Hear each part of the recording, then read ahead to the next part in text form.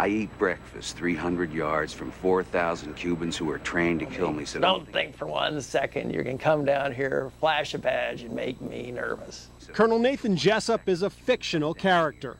Brigadier General Greg Zanetti is the real thing. Jessup is from one of Hollywood's most famous courtroom scenes. You can't handle the truth!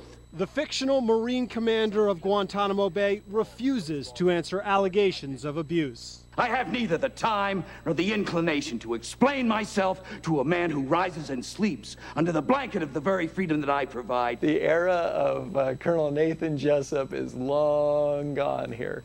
Deputy Base Commander Zanetti, a New Mexican, welcomes the chance to answer questions of abuse at Gitmo. I go into those camps every week, and I put my eyes on every detainee. I put my eyes on those guards, and no, there's not some secret place where a guy's got a hunchback, hurting detainees. No, that is not happening here. There are roughly 270 detainees imprisoned in Guantanamo Bay. The Pentagon calls them enemy combatants. Among them, the military says some of the world's most dangerous terrorists, including 9/11 conspirators and Osama bin Laden's driver. The U.S. military wants to show the world how the detainees are currently treated. And what people always forget is that if it's our guys who are captured over there, there are no detention facilities. All they get is a blade to the back of their necks. This particular facility is medium security. It houses the most compliant of the detainees. Well, I check the fence lines. Where they have recreation time, watch movies, and are given supplies like prayer rugs and prayer beads, and many sleep in barracks. My biggest priority is the safe, humane, treatment of the detainees. There's also a library. Favorites include religious books and Harry Potter. If they are to get in trouble, they leave here immediately. And where are they sent? Maximum security.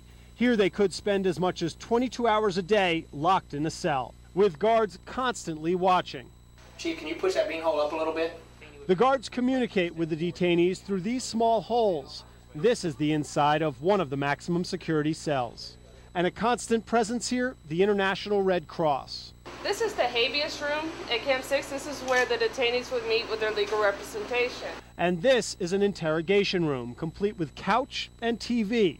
They use Big Macs and Subway sandwiches to persuade detainees to talk. There's no physical interface whatsoever, touching of that person.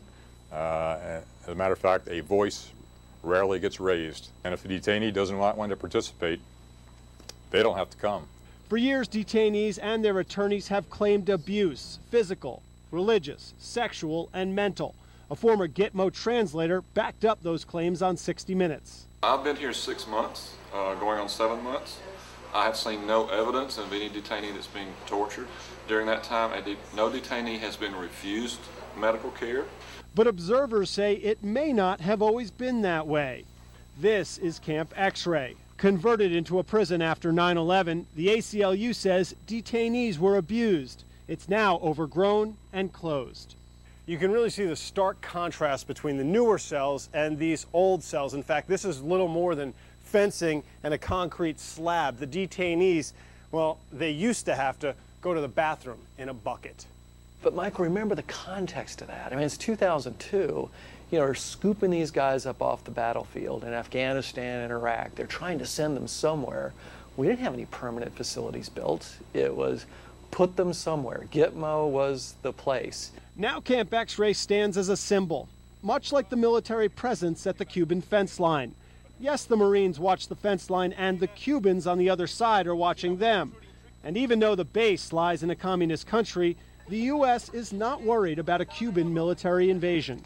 We really watch Cuba more closely to see how it would affect us in the realm of migrant operations. For example, Michael, right now we've got 52 Cubans at sea and about 200 Haitians at sea that the Coast Guard is scooping up. We keep trying to teach the Navy how to say hua. I got it. You got it? Nice job, Navy.